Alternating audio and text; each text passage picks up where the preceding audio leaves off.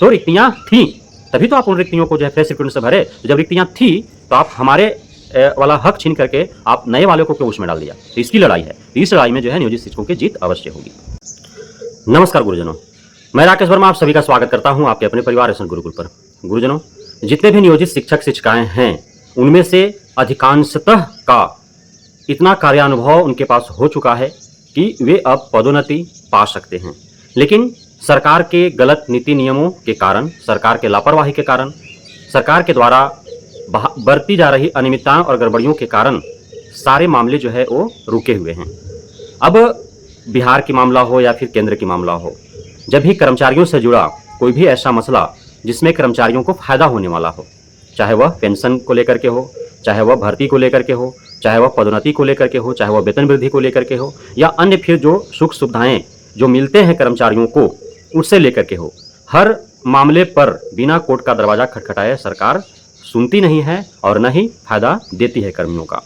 तो नियोजित शिक्षक शिक्षिकाओं का जो पदोन्नति का जो मसला है वह भी माननीय कोर्ट के अधीन है। परिवर्तनकारी शिक्षक संघ के नेता वंशीधर ब्रजवासी जी के द्वारा माननीय पटना हाई कोर्ट में याचिका दायर है। अब इसी प्रकार के मसले, हालांकि यह शिक्षा विभाग से जुड़ा हुआ नहीं था, शिक्षकों से जुड़ा हुआ नहीं था, लेकिन कर्मियों से जुड़ा हुआ था। गुजरात का मामला है। गुजरात के कोर्ट के अंदर जो जुडिशरी होता है तो उसमें पदोन्नति को लेकर के जो है वहाँ सरकार ने जो ढीला शैली अपनाया उसको लेकर के जो है वहाँ के कर्मी माननीय हाई कोर्ट गुजरात में उन्होंने पहले याचिका दायर किया। माननीय हाई कोर्ट ने जब उनको न्याय नहीं दिया तो फिर माननीय सुप्रीम कोर्ट का उन्होंने दरवाजा खटखटाया, लेकिन सुप्रीम कोर्ट से भी उनको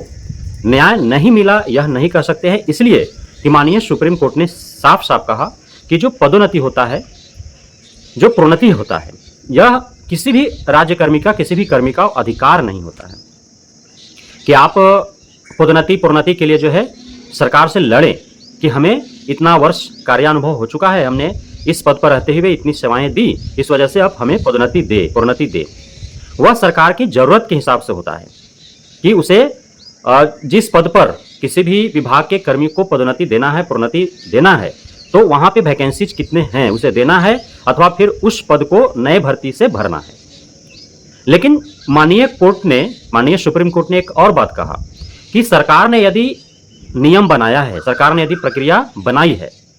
तो उस प्रक्रिया के तहत सरकार के पास शक्ति है, सरकार को पदोन्नति या प्रोन्नति देनी चाहिए। और उस प्रक्रिया के तहत यदि सरकार पदोन्नति या प्रोन्नति दे रही है और उसमें यदि असमानता होती है तो फिर माननीय कोर्ट हस्तक्षेप कर सकता है। जैसे बिहार में शिक्षक शिक्षिकाओं को यदि पदोन्नति की प्रक्रिया ओपन कर दी गई, क्योंकि पदोन्नति प्रोन्नति का प्रक्रिया तो है, चाहे नियोजित शिक्षकों की जो नियमावली थी जिसके आधार पर उनकी बहाली हुई, अभी विशिष्ट शिक्षकों की जो नियमावली बनी है उसमें भी लिखा हुआ है, लेकिन यह बात अंकित है। आप जब नियमावली पढ़ेंगे, विशिष्ट शिक्षक का नियमावली आप पढ़िए, बिहार विशिष्ट शिक्षक नियमावली 2023, उसमें जो पदोन्नति प्रोन्नति की जो बात की गई है उसमें साफ साफ अंकित है कि यह राज्यकर्मियों का अधिकार नहीं होगा। सरकार राज्यकर्मियों को पदोन्नति या प्रोन्नति जो है सरकार अपने रिक्तियों के आधार पर जो है अपनी इच्छा के अनुसार वो करेगी, अधिकार नहीं है तो लड़ नहीं सकते हैं आप। तो इस प्रकार के प्रत्येक जो आपका नियमावली होता है, किसी भी राज्यकर्मी को, किसी भी कर्मी की बहाली को लेकर के उनका जो प्रोन्नति पदोन्नति की जो बातें होती हैं वह उस नियमावली में अंकित होता है, दर्ज होता है, लेकिन उसके साथ यह शर्त भी होता है कि उसके लिए राज्यकर्मी मांग नहीं कर सकते हैं, वह अधिकार उनका नहीं है। सरकार की इच्छा अनुसार रिक्तियों के आधार पर जो है पदोन्नति प्रोन्नति मिल सकता है। तो अब माननीय कोर्ट में जो मामला दायर है, वंशीधर ब्रजवासी ने याचिका दायर किया है, तो उसका रिजल्ट क्या आने वाला है, उसका परिणाम क्या निकलने वाला है? साथियों, प्रक्रिया तो सरकार ने बनाई है बिहार में, चाहे वह विशिष्ट शिक्षक नियमावली 2023 हो या फिर बीपीएससी के थ्रू जो शिक्षक बहाली हो रही है उसकी जो नियमावली आई है, या फिर उससे पूर्व जो नियोजित शिक्षकों की जो नियमावली थी, तो हर नियमावली में पदोन्नति प्रोन्नति की बात तो कही गई है कि प्रोन्नति जो है किस प्रकार से किए जाएंगे, और उसके लिए नियम भी है। पहले जो है 10 वर्ष 12 वर्ष का जो है कार्यानुभव मांगा जाता था, लेकिन अब जो है 8 वर्ष पर ही पदोन्नति करने की बात कही गई है। उसके लिए बजाबते शिक्षा विभाग का नोटिस निकाला हुआ है। तो 8 वर्ष में यदि 1 to 5 में है तो 8 वर्ष के बाद 6 to 8 में चला जाएगा, फिर 8 वर्ष के बाद वो वरीय हो जाएगा। जो 9-10 में है 8 वर्ष के बाद 11 to 12 में चला जाएगा, फिर 8 वर्ष के बाद वो वरीय हो जाएगा। तो वो नियम बनाया हुआ है, प्रक्रिया बनाया हुआ है। लेकिन अब इस प्रक्रिया के तहत सरकार के इच्छा के आधार पर निर्भर है कि वह पदोन्नति देना चाहता है, प्रोन्नति करना चाहता है, या फिर जैसे 6 to 8 की जो पद है, जैसे 1 to 5 से 6 to 8 में पदोन्नति कब मिलेगा, जब 6 to 8 में पद रिक्त होंगे। अब उस रिक्त पदों को कैसे भरना है, क्योंकि पूर्व में इसको पदोन्नति के आधार पर ही भरा गया है। उसमें एक मानक तय था कि इतने % जो रिक्त पद होंगे 6 to 8 का, वह 1 to 5 वालों का जो है भरा जाएगा पदोन्नति करके। उसी के लिए जो है TRE 1 में आपने देखा 6 to 8 का जो है वैकेंसी नहीं आया था, तो उसमें